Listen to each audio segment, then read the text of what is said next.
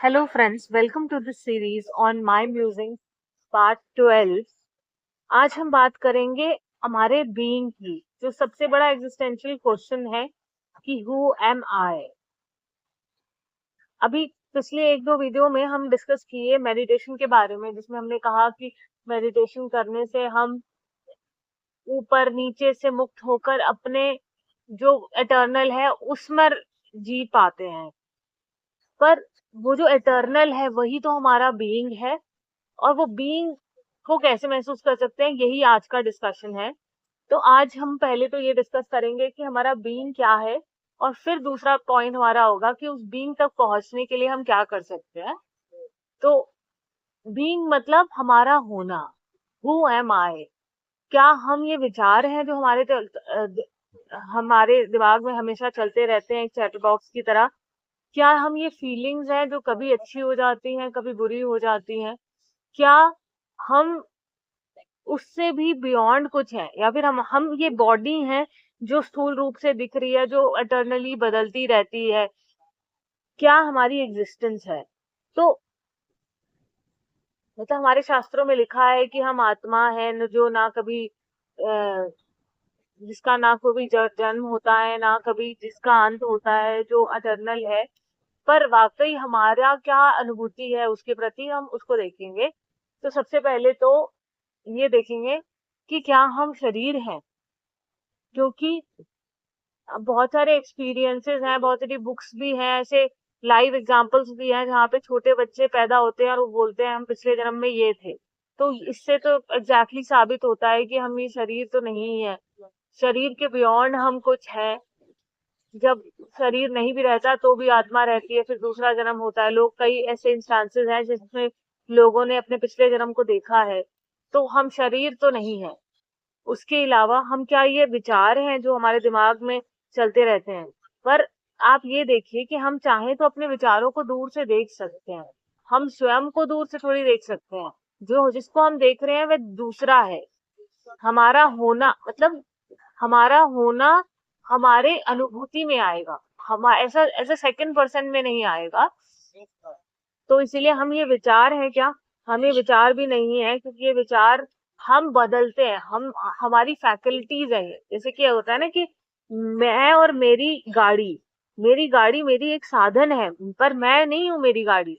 इसी तरीके से विचार की क्षमता हमारा एक साधन है, जिसके बलबूते हम बहुत सारी चीजों को सॉल्व कर सकते हैं, चीजों को समझ सकते हैं, बट हम वो विचार नहीं है। और ऐसे ही हमारी जो भावनाएं हैं, कभी हम अच्छा महसूस करते हैं कभी बुरा महसूस करते हैं, कभी हम किसी के प्रेम में होते हैं कभी हम किसी से घृणा कर रहे होते हैं, कभी हम बहुत ऊंचाई पर अपने भावों को महसूस करते हैं, कभी बहुत नीचाई पे भावों को महसूस करते हैं। तो क्या हम ये हैं? ये भी तो एटर्नल नहीं है। जो शास्त्रों में हमें क्यों मिला है कि जो हमेशा शाश्वत बना रहता है, एक सा है। तो ये तो बदलते रहते हैं, हमारी भावनाएं समय समय पर अलग अलग तरीके से हमें महसूस होने लगता है। तो हम ये भावनाएं भी नहीं हो सकते। तो इन भावनाओं के परे हम क्या है? इन भावनाओं के परे वो आत्मा है या बीइंग है जो हम है, जो हमने एक और वीडियो में डिस्कस किया था, लेवल्स ऑफ बीइंग। कि हमारे होने के भी बहुत फेजेस हैं, पर उसमें जो कोर बीइंग का मतलब है कि जैसे मैं हूं और मैंने कुछ कपड़े पहने हुए हैं, तो कपड़ों को मैं अपना हिस्सा मानने लग जाऊं अगर, तो वो बात तो सही नहीं है। ऐसे ही आत्मा है, आत्मा के ऊपर आवरण है विचारों का, भावनाओं का, और शरीर एक खोल है उसका। तो इस तरीके से हमारी कोर बीइंग तो हमारी आत्मा ही है, जो हमारी प्रेजेंस बीइंग है, जो विचारों के भी पार है। जब हम अच्छा, जैसे मैंने कई बार डिस्कस किया है कि सांसों को ध्यान देने से हम अपने कोर बीइंग पे आ जाते हैं। तो ऐसा क्या होता है? आपने वो कहानी सुनी है जिसमें ऐसा होता है कि एक जिन होता है, वो कहता है कि मुझे काम दो वरना मैं तुम्हें खा जाऊंगा या मैं तुम्हारा जीना मुश्किल कर दूंगा। तो उसका हल कैसे निकलता है? व्यक्ति परेशान हो जाता है और एक संत के पास जाता है, और वो संत यही हल देता है कि इसको एक सीढ़ी लाके दे दो, और उस सीढ़ी से ऊपर और नीचे उतरने के लिए कहो, और जब कोई काम ना हो, ताकि अगर ये काम नहीं दिया गया इसको तो ये तो खा जाएगा। ये जो कहानी है, ये जो कहानी का जिन है, ये हमारा मन ही है। कि अगर मन के पास कोई काम है तो भले चंगे, कोई बात नहीं, सब कुछ अच्छा चल रहा है, हम टोटली इन्वॉल्व हैं उसमें। पर अगर मन के पास कोई काम नहीं है, तो मन अपने चैटर बॉक्स के थ्रू, लगातार चलते हुए विचारों के थ्रू हमें खाने को तैयार है। और उस चीज से अगर हमें बचना है, तो हमें इसको एक सीढ़ी ला के देनी पड़ेगी, और उस सीढ़ी का नाम है सांसों की माला। कि सांसें भीतर जाती हैं, सांसें बाहर जाती हैं।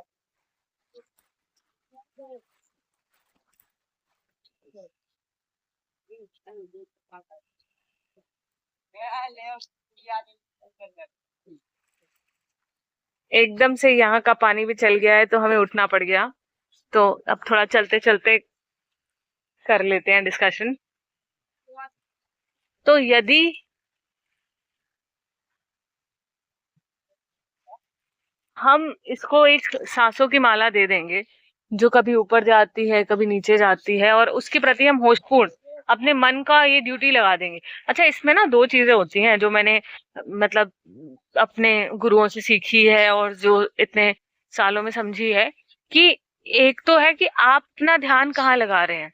कि आप कॉन्शियसली अपना ध्यान अगर सांसों के प्रति लगा दें, तो विचारों के प्रति से हट जाएगा।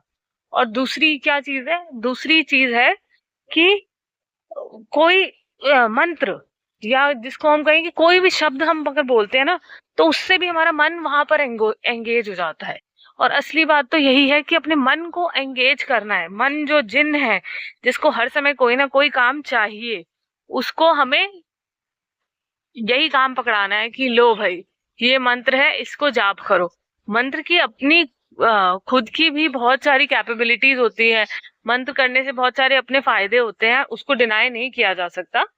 बट पॉइंट इज कि उस फायदे के साथ साथ आपका मन भी शांत हो जाएगा अगर आप कॉन्टिन्यूअसली कोई मंत्र जाप कर रहे हैं। तो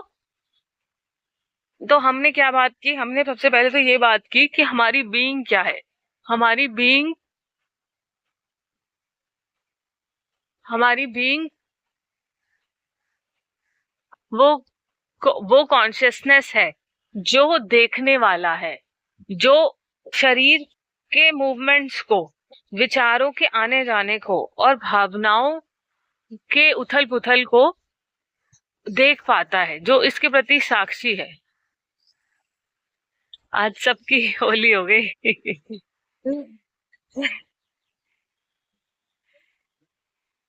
तो इसीलिए हमारी बीइंग क्या है? हमारी बीइंग है कि जो हर चीज का साक्षी है, और साक्षी के आगे है तटस्थ।